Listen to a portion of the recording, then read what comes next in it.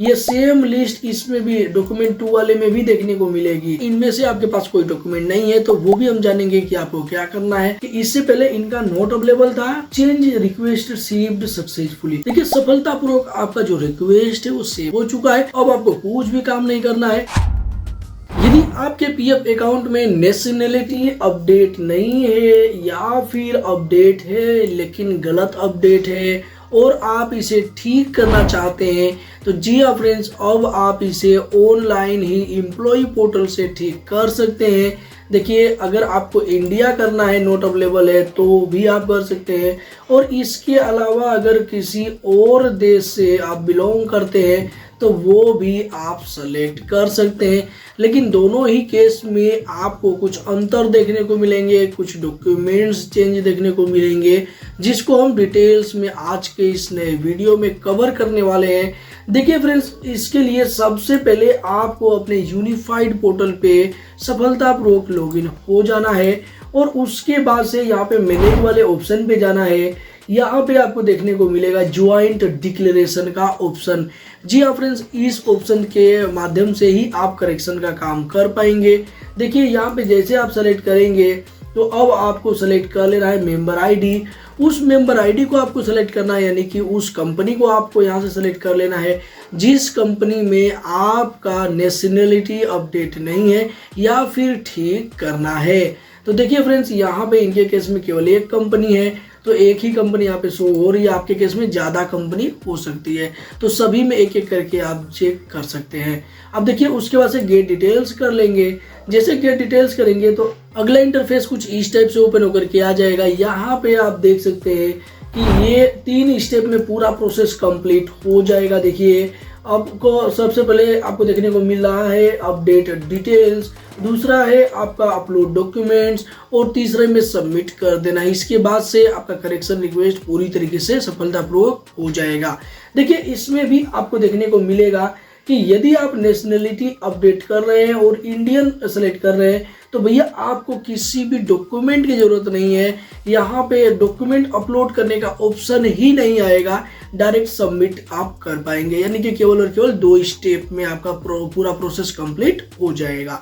तो देखिए मैं आपको नीचे की साइड दिखा देता हूँ। देखिए सबसे नीचे की साइड आप आएंगे तो आपको यहाँ पे देखने को मिल जाएगा अपडेट पर्सनल डिटेल्स।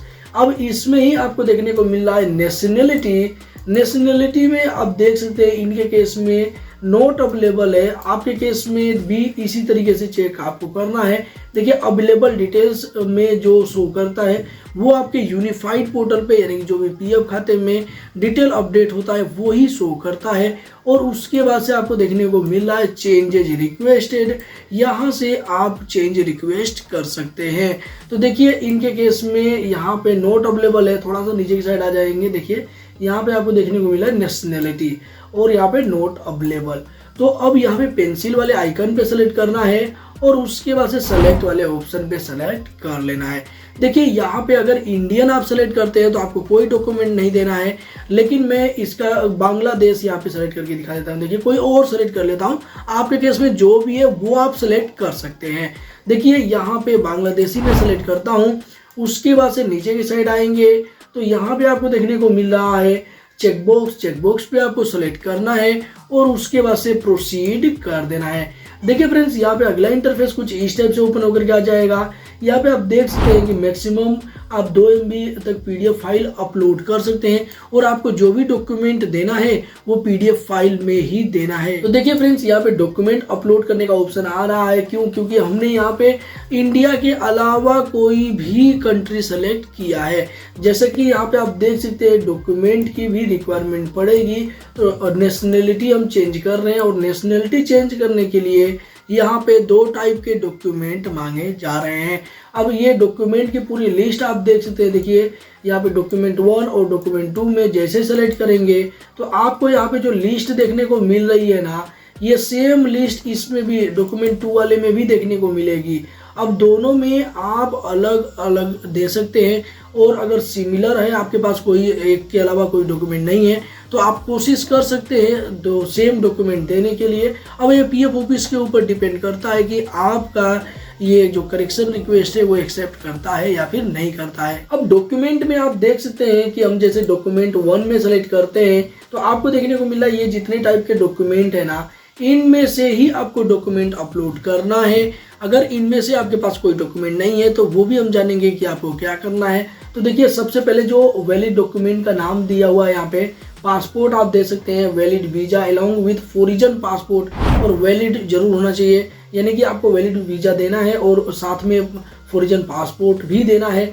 और उसके बाद से यहाँ पे कॉपी आप पर्सन ऑफ इंडिया अगर आपके पास है, ओरिजिन PIO है जो कि इंडियन गवर्नमेंट के द्वारा इशू किया गया है, तो वो भी आप यहाँ पे अपलोड कर सकते हैं। अब यहाँ पे आपके पास रिफ्यूजी कार्ड है तो वो भी आप अपलोड कर सकते हैं। और यहाँ पे आप देख सकते हैं कि वैलिड लॉन्ग टर्म वीजा आप और लगा सकते हैं, LTV along with foreign passport. आपको इसके साथ साथ आपका अपना फॉरिजन पासपोर्ट भी लगाना है। अब देखिए फ्रेंड्स, इसमें आप देख सकते हैं कि अगर ये जो लिस्ट में दिए हुए डॉक्यूमेंट, ये इन डॉक्यूमेंट में से कोई डॉक्यूमेंट आपके पास नहीं है तो आपके पास एक ऑप्शन अवेलेबल है EPFO के द्वारा। देखिए अदर सपोर्टिंग डॉक्यूमेंट, तो यहाँ पे अदर सपोर्टिंग डॉक्यूमेंट आप लगा सकते हैं। अब रिक्वेस्ट कर सकते हैं EPFO को कि वो आपका जो करेक्शन है उस बेस पे कर दें। अब देखिए फ्रेंड्स, यहाँ पे अगर आपके पास एक से ज़्यादा डॉक्यूमेंट अपलोड करने हैं तो आप आपस में लिंक करके यानी कि मर्ज करके भी एक साथ इससे अपलोड कर सकते हैं, क्योंकि एक जो PDF है आपको अपलोड करना है वो 2 MB तक आप अपलोड कर सकते हैं। जैसे कि यहाँ पे लिखा हुआ है, आप देख सकते हैं सबसे ऊपर हमने देखा है कि मैक्सिमम 2 MB का PDF आप अपलोड कर सकते हैं, ये अलाउ है। तो अगर आप 2-3 डॉक्यूमेंट को एक साथ मर्ज करके अपलोड कर रहे हैं तो भी वो 2 MB से ज़्यादा नहीं होगा और आप अपलोड कर पाएंगे। अगर 2 MB से ज़्यादा है तो उसे आप कंप्रेस करके छोटे साइज में कन्वर्ट कर सकते हैं। अब देखिए यहाँ पे अगर आप पासपोर्ट अपलोड कर लेंगे, उसके बाद से यहाँ पे जो दूसरा ऑप्शन है ना, दूसरे में सेम पासपोर्ट आप सेलेक्ट नहीं कर पाएंगे। इसके लिए आपको कोई दूसरा ऑप्शन सेलेक्ट करना पड़ेगा। और यहाँ पे आपको देखने को मिल रहा है अदर सपोर्टिंग डॉक्यूमेंट, अगर आप दे रहे हैं तो ये अदर सपोर्टिंग डॉक्यूमेंट दोनों में ही सेलेक्ट कर पाएंगे। देखिए यहाँ पे मैं आपको रीसेट करके दिखा देता हूँ। यहाँ भी अगर हम अदर सपोर्टिंग डॉक्यूमेंट सेलेक्ट करना चाहें तो देखिए यहाँ पे हमने कर लिया है। और उसके बाद से यहाँ पे अदर डॉक्यूमेंट, देखिए अदर सपोर्टिंग डॉक्यूमेंट यहाँ भी हम कर पा रहे हैं। अब उसके बाद से यहाँ से आपको डॉक्यूमेंट अपलोड कर देना है। अब यहाँ पे आपको चूज फाइल पे सेलेक्ट करना है और जिस भी फाइल में आपने डॉक्यूमेंट रखा है वो डॉक्यूमेंट आपको सेलेक्ट कर लेना है। यहाँ पे विशेष ध्यान रखिए, देखिए जैसे कि मैं यहाँ पे डमी 1 सेलेक्ट कर रहा हूँ तो आसानी से यहाँ पे सेलेक्ट हो गया है। लेकिन अगर देखिए दूसरे वाले डॉक्यूमेंट में मैं कुछ ऐसा डॉक्यूमेंट सेलेक्ट करता हूँ जिसमें नाम के मीनिंग में स्पेस है, देखिए यहाँ पे डमी और स्पेस 2 लिखा हुआ है, तो ये आप नहीं कर पाएंगे। देखिए यहाँ पे ओपन करेंगे तो यहाँ पे एरर मैसेज देखने को मिल जाएगा, please remove spaces in file name.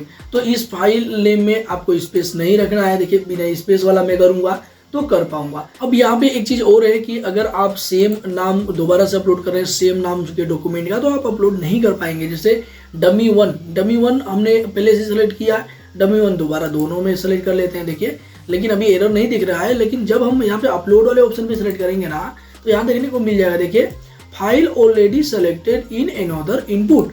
यहाँ पे देख सकते हैं बगल में सेलेक्ट है, तो ये दोबारा आप नहीं कर पाएंगे। अगर आपको देना पड़ रहा है सेम डॉक्यूमेंट किसी भी कारणवश, तो आप इस डॉक्यूमेंट का नाम चेंज कर सकते हैं, 1, 2 जो भी करना है वो आप रख सकते हैं। तो देखिए मैं डमी 2 सेलेक्ट कर लेता हूँ, डमी 2 में तो स्पेस है तो डमी 3 कर लेता हूँ। डमी 3 ओपन करेंगे और उसके बाद से यहाँ पे अपलोड डॉक्यूमेंट कर देंगे। देखिए फ्रेंड्स, अगले इंटरफेस कुछ इस टाइप से ओपन होकर किया जाएगा।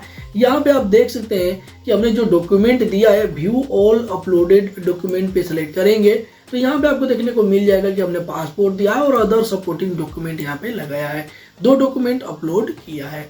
लेकिन यहाँ पे आप देख सकते हैं क्या चेंज रिक्वेस्ट हमने किया है, बांग्लादेश ही किया है, दूसरी कंट्री के लिए किया है।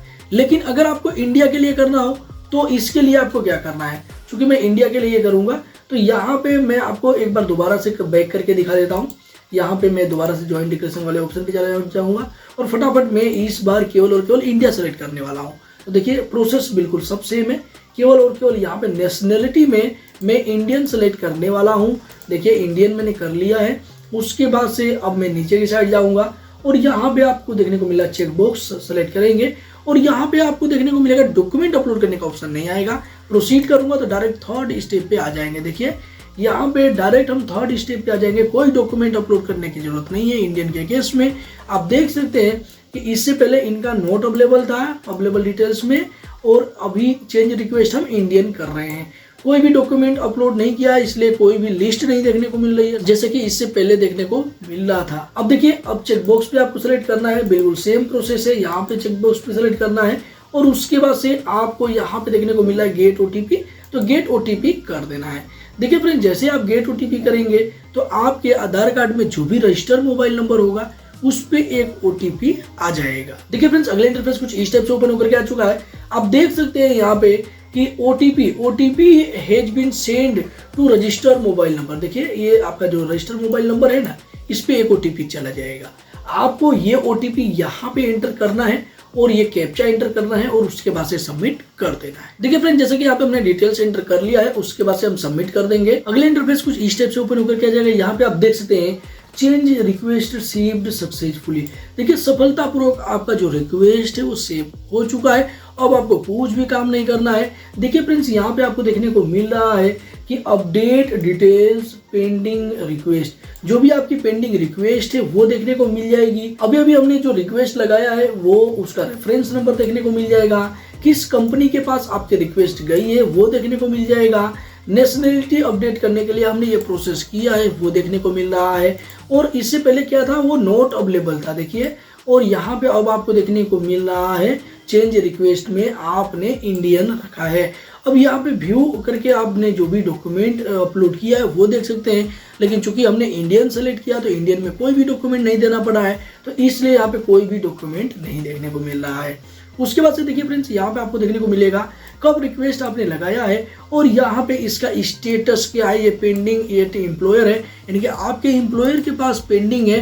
अब उसके बाद से जैसे ही आपके एम्प्लॉयर के द्वारा अप्रूव्ड कर दिया जाएगा, ये रिक्वेस्ट आपके पीएफ ऑफिस में जाएगी और पीएफ ऑफिस जैसे ही एक्सेप्ट करता है, आपका ये करेक्शन है सफलतापूर्वक डेफिनेटली ऑनलाइन ही हो जाएगा।